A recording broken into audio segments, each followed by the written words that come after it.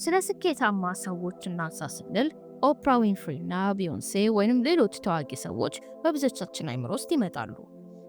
ዛሬ ግን የምናወራው እሷን ስለማናቃት ድርጅቷን ግን ጠንቅቀን ስለምናውቀው ሴት ነው። ራፋኤላ አፖንቴ ዲያማንት የባህር ላይ ንግስት። የራፋኤላ አፖንቴ ዲያማንት ታሪክ የሚጀምረው በቢሊዮነሮች ዝርዝር ውስጥ ስሟ በመስፈሩ በብዙ አስርት ዓመታት በፊት ነው።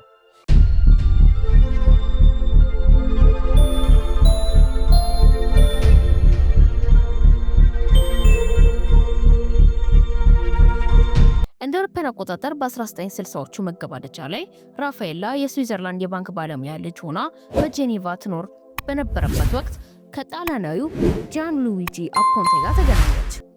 ጃን ሉዊጂ በወቅቱ በጀልባዎች ላይ ተሳፋሪዎችን የሚያመላልስ ተራ ካፒቴን ነበረ። በመካከላቸው የተፈጠረው ፍቅር ግን የሁለቱን ሕይወት ብቻ ሳይሆን የመላውን ዓለም የንግድ መስመር የሚቀይር ነበረ። ራፋኤላ በወቅቱ በባንክና በፋይናንስ ዘርፍ የነበራት ጥልቅ እውቀት ከባለቤቷ የባህር ላይ ወኔ ጋር ተደመረ።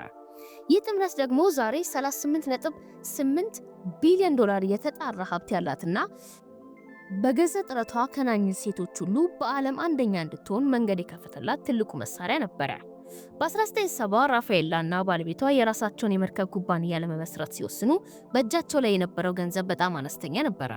ራፋኤላ ግን በራዕይዋ ትተማመን ስለነበር የራሷን ውድ ንብረቶችና ጌጣጌጦች በመሸጥ እንዲሁም ከቤተሰቧ ያገኘችውን ገንዘብ በማሰባሰብ $280,000 የሚሆን መነሻ ካፒታል አቀረበች። በዚህ ገንዘብም ፓትሪሺያ የተባለች አንዲት ያገለገለች የጭነት መርከብ ገዙ። ያኔ የሜዲትራኒያን ሺፒንግ ካምፓኒ ሲመሰረት መላው ዓለም ይህንን ትንሽ ኩባንያ የተስፋ ቆራጮች ሙከራ አድርጎ ነበር የቆጠረው።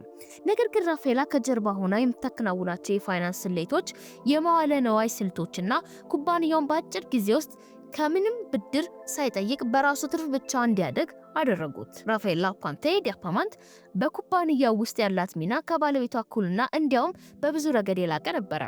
እሷ የኩባንያውን የገንዘብ እንቅስቃሴ ብቻ ሳይሆን በኩባንያው ስር የሚገነቡትን እጅግ ግዙፍ የቱሪስት መርከቦች ውስጥ ዲዛይንና ጥበባዊ አቀማመጥ በበላይነት ትመራ ነበረ። ኤምኤስሲ ዛሬ በዓለም ላይ ካሉ የመርከብ ኩባንያዎች ሁሉ በአንደኛ ደረጃ ላይ የተቀመጠው ራፋኤላ በዝምታና በጥንቃቄ በገነባችው የፋይናንስ ምሰሶ ምክንያት ነው።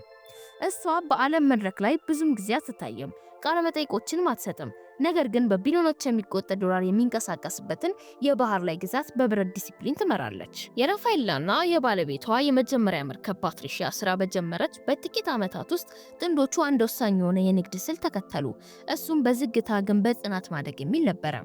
በ1970ዎቹና 80ዎቹ ውስጥ ብዙዎቹ የመርከብ ኩባንያዎች በባንክ ብድር ተተብትበው ሲወድቁ፣ ራፋኤላ ግን የኩባንያውን ፋይናንስ በብረት ዲሲፕሊን ትመራ ነበረ።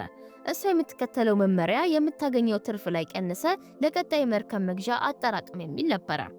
በዚህ ምክንያት ሜዲትራኒያን ሺፒንግ ካምፓኒ ወይም ኤምኤስሲ ከሌሎች ኩባንያዎች በተለየ መልኩ የራሱ የሆነ ትልቅ ካፒታል እየገነባ ነበረ። ራፋኤላ በጄኔቫ በነበራት የፋይናንስ ልምድ ተጠቅማ ኩባንያውን በዓለም አቀፍ ደረጃ የሚንቀሳቀስበትን የገንዘብ ፍሰትና የታክስ ስልቶች በብቃት ቀርጻለች። በ1980ዎቹ መጨረሻ ላይ ራፋኤላ አንድ ትልቅ ለውጥ አመጣች። ኩባንያው የጭነት መርከቦችን ብቻ ሳይሆን የቱሪስት መርከቦችን ዘርፍ እንዲቀላቀል ወሰነች። ይህ ውሳኔ የኩባንያውን ሀብት ወደ ሰማይ ያገሰገሰ ትልቅ እርምጃ ነበረ። ኤምኤስሲ ክሩዝስ ሲመሰረት ራፋኤላ የተዋናይት ሚና ብቻ ሳይሆን የባለቤትነትና የዲዛይነር ሚናም ነበራት። እሷ እያንዳንዱን አዲስ የሚገነባ ግዙፍ የቱሪስት መርከብ ውስጥ የሚገኙትን ክፍሎች፣ የቤት ዕቃዎችና የጌጣጌጥ አቀማመጦች በራሷ ጣዕም ትመርጥ ነበረ። ራፋኤላ በስዊዘርላንድ ባደገችበት ጥራትና ቅንጦት አመለካከት ተጠቅማ ኤምኤስሲ መርከቦችን በዓለም ላይ ካሉ እጅግ ውብና ተፈላጊ መርከቦች ተርታ እንዲሰለፉ አደረገች። ዛሬ ኤምኤስሲ ክሩዝስ በዓለም ላይ ትልቁ የግል ቱሪስት መርከብ ኩባንያ እንዲሆን ያደረገው የእሷ የጥራት ደረጃና የፋይናንስ ጥንካሬ ነው። የራፋኤላ ሀብት 38.8 ቢሊዮን ዶላር የደረሰው በድንገት አይደለም። እሷና ባለቤቷ ኩባንያውን የግል አድርገው ማቆየታቸው ለስኬታቸው ትልቁ ሚስጥር ነው። አብዛኞቹ ትልልቅ ኩባንያዎች ድርሻቸውን በገበያ ላይ ስለሚሸጡ ውሳኔዎቻቸው በባለሀብቶች ፍላጎት ይገደባሉ። ራፋኤላ ግን የኩባንያው 50% ባለቤት በመሆን ሁሉንም ስልታዊ ውሳኔዎች ከባለቤቷ ጋር ብቻ ተወስናለች። ይህ ደግሞ በኮቪድ-19 ወቅትና በዓለም አቀፍ የኢኮኖሚ ቀውሶች ጊዜ ኩባንያው ሳይናወጥ እንዲቆም አድርጎታል። ራፋኤላ በዝምታ የምትሰራ ሴት ብትሆንም በእሷ ስር የሚንቀሳቀሱት መርከቦች ብዛት ከ700 በላይ ደርሰዋል። እነዚህ መርከቦች በየቀኑ በሚሊዮን የሚቆጠር ኮንቴነሮችን በዓለም ዙሪያ ያመላልሳሉ። ይህ ማለት በዓለም ላይ የምትጠቀመው እያንዳንዱን በእሷ መርከቦች ውስጥ የማለፍ እድሉ ከፍተኛ ነው።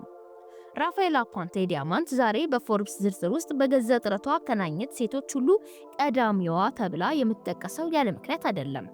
እሷ ከባንክ ሰራተኝነት ተነስታ የአንድን ካፒቴን ህልም ወደ 38.8 ቢሊዮን ዶላር ግዙፍ ሀብት ቀይራለች።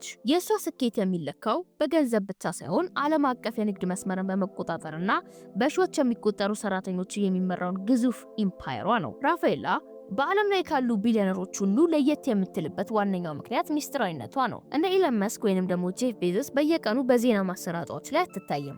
እንዲያውም ራፋኤላ ቃለ መጠይቅ ሰጥታ ወይንም በህዝብ ፊት ንግግር አድርጋ አታውቅም ለማለት ይቻላል። እሷ የምታምነው በንግግር ሳይሆን በስራ ነው። ይህ የዝምታ ኃይል ደግሞ በንግድ ዓለም ውስጥ ትልቅ ብልጭታ ሰጥቷታል። ተፎካካሪዎች የራሷን ቀጣይ እርምጃ በቀላሉ ማወቅ አይችሉም። ራፋኤላ 38.8 ቢሊዮን ዶላር የሚመዝን ሀብት በእጇ ይዛ በጄኔቫ ጎዳናዎች ላይ ልክ እንደተራሰው የመንቀሳቀስ ጥበብ አላት። ይህ ትህትናዋና ከዝና መራቋ ለገነባቸው ግዙፍ ኢምፓየር የተረጋጋ መሰረት ሆኗል። በሜዲትራኒያን ሺፒንግ ካምፓኒ ውስጥ ያላት ሚና ከፋይናንስም ባለፈ የኩባንያው ባህላዊ ምሰሶ መሆን ነው። ራፋኤላ ኩባንያው ምንም እንኳን በዓለም አቀፍ ደረጃ ላይ ቢቀመጥም አሁንም እንደ ቤተሰብ ተቋም እንዲቀጥል ከፍተኛ ጥረት ታደርጋለች። ዛሬ ልጆቿ ዲዬጎና አሌክሳንድራ በኩባንያው ውስጥ ከፍተኛ ኃላፊነት ቦታዎችን ይዘው ይገኛሉ። ራፋኤላ ልጆቿን ያሳደገችው በቅንጦት ሳይሆን በስራ ዲሲፕሊን ውስጥ ነው። እሷ የትውልድ እያስተላለፈች ያለችው ገንዘብ ብቻ ሳይሆን አንድን ግዙፍ ተቋም በቤተሰብ ፍቅርና በጋራ ራዕይ እንዴት መምራት እንደሚቻል ነው። የኤምኤስሲ መርከቦች ሁሉንም የዓለም ክፍሎች ሲያዳርሱ፣ ራፋኤላ ግን አሁንም በጄኔቫ በሚገኘው ዋና መስሪያ ቤት ሆና እያንዳንዱ ዝርዝር እንቅስቃሴ በንቃት ትከታተላለች። የራፋኤላ ታሪክ ለዓለም ሴቶች የሚሰጠው ትምህርት እጅግ ትልቅ ነው። በታሪክ ውስጥ የመርከብ ኢንዱስትሪ የወንዶች ብቻ ተደርጎ ይወሰን ነበር። ራፋኤላ ግን ይህን አመለካከት ሰብራለች። እሷ ሰልፍ ሜድ መባሏ ሀብቱን ከቤተሰብ ስላልወረሰችው ወይንም በእድል ስላላገኘችው ነው። እሷና ባለቤቷ ያንን አንዲት ያረጀች መርከብ ይዘው ወደ ባህር ሲገቡ ራፋኤላ የነበራት ብቸኛ መሳሪያ የሂሳብ እውቀቷና የማይበገር ወኔዋ ነበረ። ዛሬ በዓለም ላይ ካሉ ሀብታም ሴቶች መካከል አብዛኞቹ ሀብቱን የወረሱ ሲሆኑ፣ ራፋኤላ ግን ከባዶ ተነስታ የዓለም ውቅያኖሶች የተቆጣጠረች ምሳሌያዊ ሴት ናት። የእሷ ስኬት የሚረጋገጠው አንዲት ሴት በፋይናንስ ብልሃትና በጽናት ማንኛውንም በወንዶች የተያዘ ዘርፍ ተቆጣጥራ አናት ላይ መውጣት እንደምትችል ነው። የእሷ ታሪክ በ38.8 ቢሊዮን ዶላር ሀብት ብቻ የሚገለጽ አይደለም። የእሷ እውነተኛ ታላቅነት የሚታየው በገነባቸው የንግድ ስርዓት ዘላቂነት ላይ ነው። ዛሬ ኤምኤስሲ በዓለም አቀፍ ደረጃ ከ150 በላይ ሀገራት ውስጥ የሚንቀሳቀስ ከ100 ሺህ በላይ ሰራተኞች ያሉትና በየዓመቱ በሚሊዮን የሚቆጠሩ ቶን ሸቀጦችን የሚያመላልስ ግዙፍ የደም ዝውውር ሆኗል። ራፋኤላ ይህንን ሁሉ ግዙፍ መዋቅር ስትዘረጋ ዋና ዓላማዋ የዓለም የንግድ ሰንሰለት በራሷ ቁጥጥር ስር ማድረግ ነበረ።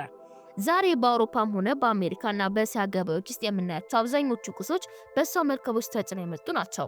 ይህ ማለት ራፋኤላ የዓለምን ኢኮኖሚ የጀርባ አጥንት በዝምታ የያዘች ሴት ናት። ሌላው የራፋኤላ ልዩ የታሪክ አሻራ ኤምኤስሲ ፋውንዴሽን በኩል የምታከናውነው የሰብአዊ እርዳታ ስራ ነው። እሷ ሀብቷን ለቅንጦት ብቻ ሳይሆን የባህር ውቅያኖስ ተፈጥሮ ለመጠበቅ፣ በችግር ውስጥ ያሉ ማህበረሰቦችን ለመርዳትና ለትምህርት መስፋፋት ከፍተኛ ሁኔታ ትጠቀማለች። ራፋኤላ የምታምነው ከባህር ያገኘነውን ለባህር መመለስ አለብን በሚል መመሪያ ነው።